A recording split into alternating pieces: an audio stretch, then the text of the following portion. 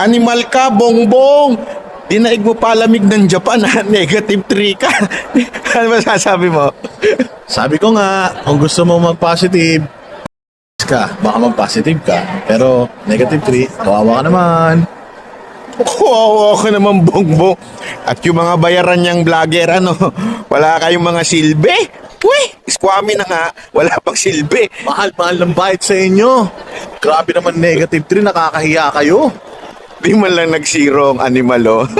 Alam niyo po mga kababayan, kahit hindi ko po binoto si PBBM noong 2022, nung nanalo po siya, ako po yung nagbigay ng suporta sa kanya dahil nakita ko naman po na may magagandang nangyayari din sa administrasyon niya at nakita ko naman po na may nagugustuhan ako na ginagawa niya. Kaya binibigay ko po yung suporta ko sa kanya. Kaya every time na makakakita po ako ng ganitong pang-insulto na ginagawa po ng mga DDS kay PBBM, gaya niyo po ako po yung nasasaktan din. Dahil sa totoo lang, ngayon lang po ako nakakita ng mga ganyang uri ng tao na talagang wala pong pakundangan sa kabastusan.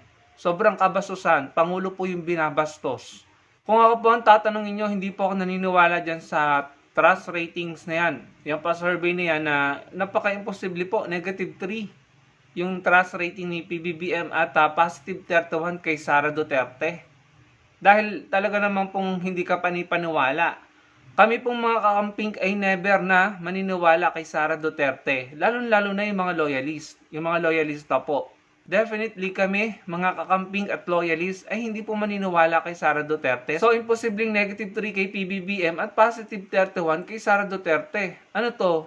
Puro DDS ang na-survey nyo? Tapos, gagamitin niya ng mga DDS para mang-insulto, mang-asar at saktan po yung mga sumusuporta kay PBBM. Ganun pa man, kahit hindi po ako naniniwala sa survey na yan, gusto ko pong sabihin at manawagan kay President Marcos. Kung totoo man yan, kung yan ang sinasabi ng kabila or ng mga tao na naniniwala sa survey na yan, ang gusto ko pong sabihin or ipanawagan kay PBBM, sana maging significant opportunity ito sa kanya para ipakita sa taong bayan na siya dapat pagkatiwalaan. Na sa tingin ko, kung totoo yan, ang isa sa reason kung bakit ganyan ang kinalabasan ng survey na yan, ay dahil sa pagkabigo ng admin ni PBBM na i-deliver yung sinabi nila or pinangako nila na may makukulong na mga malalaking politicians, senador, congressman, bago ang Pasko. Sa December 15 nga po yung deadline na ibinigay eh. Pero tapos na po ang Pasko, December 28 na, magbabagong taon na, nabigo po ang admin ni PBBM na gawin iyon at nabigo ang mga Pilipino na ma-witness yon.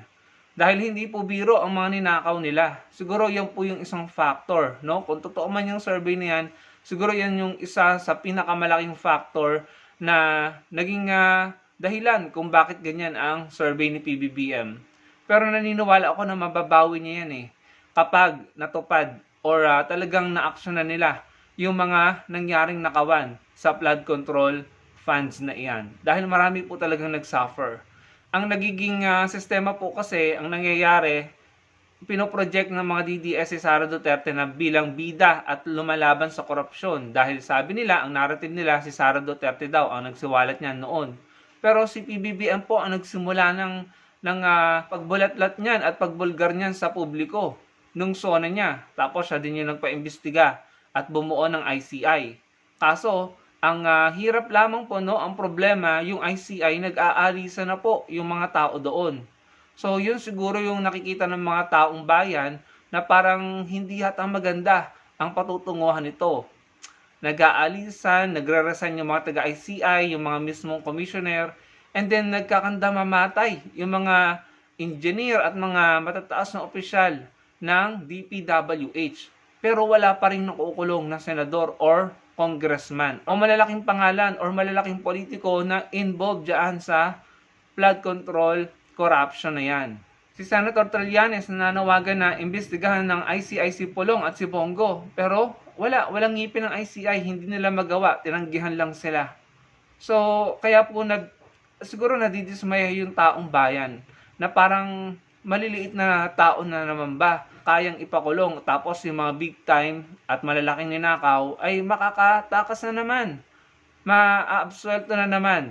So ito po ay kailangan talagang bigyang pansin ng Pangulo dahil sa tingin ko ito po talaga yung reason kung bakit naging ganyan ang survey niya. Kung totoo man yan. No?